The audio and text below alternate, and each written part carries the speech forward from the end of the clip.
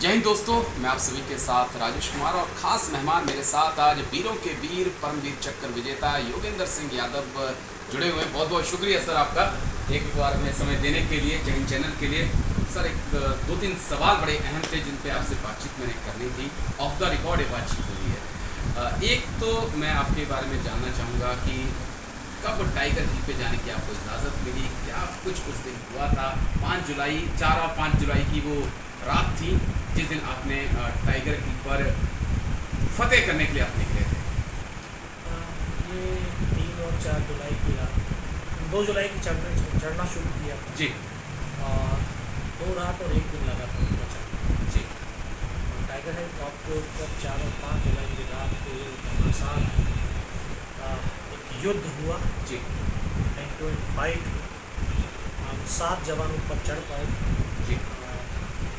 दुश्मन की cross firing की वजह से 7 में से 6 एक आप बचे और ऊपर से उस तरफ से फायरिंग लगातार हो रही थी। वो एक समय भी ऐसा आया जब आपको चेक करने के लिए पाकिस्तानी आए थे। बिल्कुल, क्योंकि ये एक दस्तूर होता है सेना के अंदर, चाहे कोई सी भी सेना हो, अगर जी। हमने तो मार दिया है तो एक बार रीचेक किया जाता है। जी। उन्होंने रीचेक करने के लिए दोबारा से गोली मारी तो मैं बेहोश था, लेकिन वो गोलियां मारते रहे, लेकिन वो गोली की गिरा को चुपचाप बड़ा सहता रहा और उनको यकीन दिलाने और उनसे हो चुका। जी।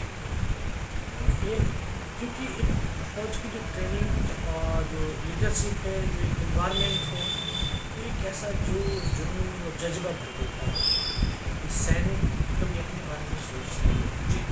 उसको तो सिर्फ अपने साथी, अपने यूनिट, अपनी सेना, अपने देश के बारे में बस वो विचार करता है। हर सैनिक का यही विचार होता है।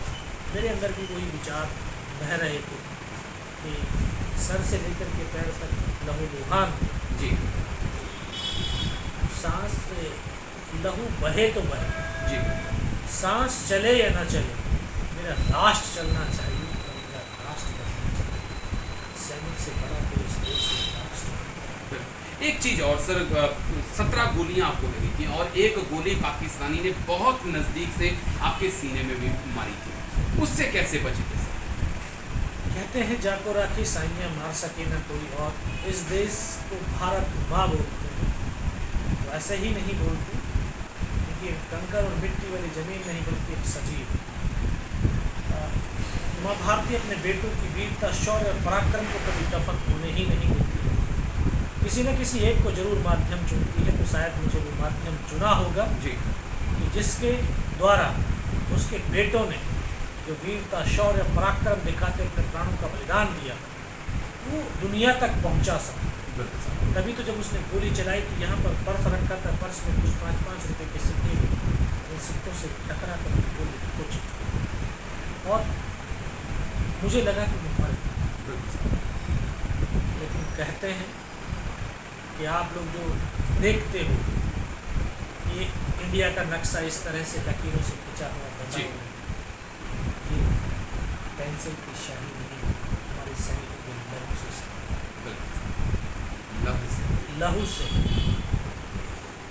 सीमाएं नहीं बना करती, कागज खींची लकीरों से, ये तो घटती बढ़ती रहती है वीरों की शमशीरों से।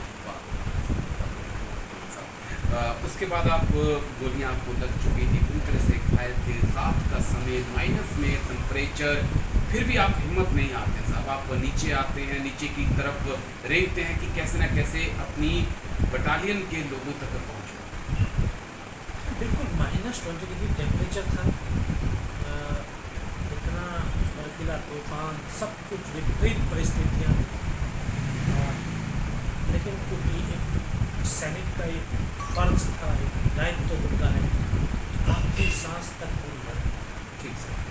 तो मुझे जो मेरे पास सूचनाएं थी, उन सूचनाओं को कमांडर उनसे तक पहुँचा। बिल्कुल सर। ये मेरा दायित्व था। अब चल नहीं सकता था, पैर की मसल्स फट गई, हार्ट टूट करके लटक चुका था, लेकिन हिम्मत अपने मानसिक संतुलन को नहीं, और मैं 500 मीटर लुढ़क करके नीचे आया, तब जाकर के अपने साथियों को सूचना दी किस प्रकार से हमला होने वाला। और अभी आप संभल जाए, तब उनको और 19 साल में आपको परमवीर चक्र मिल गया था। क्या देश में सबसे कम आयु के आप ऐसे जवान थे जिसे परमवीर चक्र मिला है? हाँ बिल्कुल, जो है ये 19 साल की अवस्था में मिला है। ये सबसे कम आयु, पहले सेकंड लेफ्टिनेंट थे राहुल के त्रिपाठी को 21 साल में मिला था। जी ये एक सैनिक कभी किसी अवार्ड के लिए नहीं लड़ता।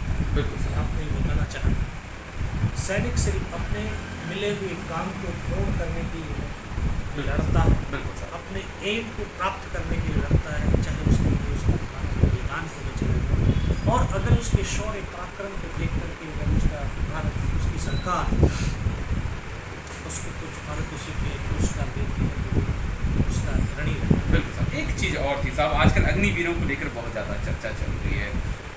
आप किस नज़रिए से आप देखते हैं? जोश एक आएगा, यंग ब्लड सेना में आएगा, लेकिन क्या तजुर्बे की कमी होगी बाद में जाकर? होश और जोश का मिश्रण जरूरी होता है।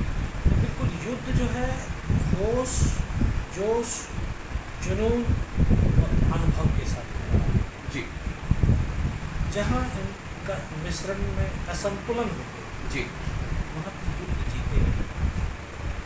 अग्निवीर अगर हम देखें कि इसके दूरगामी परिणाम, जी लेकिन उससे पहले तो भारतीय सेना की स्थायी पद खाली पड़ेगा। पहले वो अगर पद भर दिए जाए जी और स्थायी भर्तियाँ होती रहे और ये अग्निवीर एक्स्ट्रा में बिल्कुल साहब। ये दिए जाती, योजनाएं सेना के साथ में लगाई जाती, तो 4 साल के अंदर जो सैनिक भर्ती हुआ अग्निवीर जी। और फिर वो एक लौट करके वापस समाज में आता है। वापस समाज में आने के बाद सरकारें उनको जो है स्टेट पुलिस चाहे प्रशासनिक कानून में उसको जो है एम्प्लॉय करें। बिल्कुल साहब। तो धीरे धीरे करके अगले 20 साल के अंदर देश के पूरे देश में सैन्य अनुशासन, कार्यकुशलता, जो अपना एटीट्यूड बिल्कुल लोगों का नजर में चेंज। लेकिन अभी 4 साल में उस सैनिक क्या सीख पाएगा, उनका भविष्य क्या होगा? बिल्कुल साहब। अगर इन 4 साल के अग्निवीरों तो शायद मुझे लगता है कि ये हमारी सेना के लिए इस पे एक बार फिर से विचार करने की जरूरत है। बिल्कुल प्राइवेट स्पेस से लिया जा सकता नहीं, था। आप जो है फौज एक ऐसी संस्था है जहाँ पर आप प्रयोग नहीं कर सकते, बहुत बड़ी बात है। क्योंकि ये एक देश की सुरक्षा का है। बिल्कुल साहब। हमें सबको मालूम है कि जो सेना होती है जी वो राष्ट्रीय सुरक्षा की अंतिम पंक्ति का अंतिम स्तंभ है। बिल्कुल लोग बोलते हैं कि विशेष क्या है सेना, बिल्कुल बोला पैरामिलिट्री फोर्सेस है, सीआरपीएफ है, आरपीएफ है, ये बोला ये भी तो है, ये भी तो काम कर रहा है, काम कर। बिल्कुल। लेकिन इन सब के फेल हो जाने के बाद अगर किसी के ऊपर विश्वास है, भरोसा है, बिल्कुल तो ये सुरक्षा की अंतिम पंक्ति का अंतिम स्तंभ है, इसके बाद और कुछ नहीं। तो राष्ट्र को, राष्ट्र की सरकार को इस अंतिम स्तंभ को छेड़ना नहीं चाहिए, क्योंकि यही सबसे मजबूत स्तंभ भी है। क्योंकि चाहे इतिहास हम देख लें, इसी की वजह से बड़ी बड़ी जंगों में जीत भी मिलती है। ये जीत मिलती है, तभी तो जीत मिलती है, क्योंकि वो स्तंभ अगर मजबूत होगा तो ये स्तंभ को अगर कमजोर करेंगे तो फिर अपने राष्ट्र की सुरक्षा के लिए बड़ा खतरा होगा। जी, एक छोटा सा सवाल साहब इसी से जुड़ा हुआ, कहा जा रहा है, बहुत मंत्री बड़े बड़े अधिकारी कह रहे हैं कि ये जब आएंगे तो इन्हें हम रोजगार देंगे। लेकिन मैं भी एक पूर्व फौजी हूँ, आप भी एक पूर्व फौजी हैं, लेकिन जब हम देखते हैं कि बहुत हर साल न जाने कितने फौजी रिटायर आते हैं, कितनों को नौकरी मिल पाती है, तो मुश्किल होगा, बहुत मुश्किल है। गवर्नमेंट ने बोल रही है कि हम प्रायोरिटी के ऊपर जो है अग्निवीरों को एम्प्लॉय करेंगे। 2000 फिफ्थ पे कमीशन से लेकर के आज 7th पे कमीशन के अंदर रिटर्न के अंदर कि जो एक्स सर्विस में आता है उसको प्रायोरिटी के ऊपर एम्प्लॉयमेंट किया जाता है। कहाँ किया जाता है? हर सरकार जो स्टेट्स गवर्नमेंट जो कहीं पर 2% कोटा है, कहीं पर 3% कोटा है, कहीं पर 4%। हमारे 60 से 70 हज़ार हर वर्ष फौजी रिटायरमेंट, कितना आपको इनकम?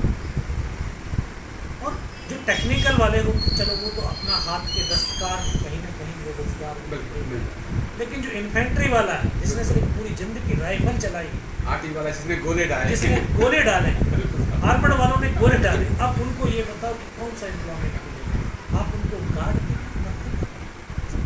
ये देश का दुर्भाग्य है कि जब एक नौजवान राष्ट्र की सुरक्षा के लिए 4 साल बॉर्डर पे खड़ा हुआ है, क्या वो फिर वापस आने के बाद अपेक्षा ये करेगा कि मैं किसी के ऑफिस में गार्ड के रूप में करूं?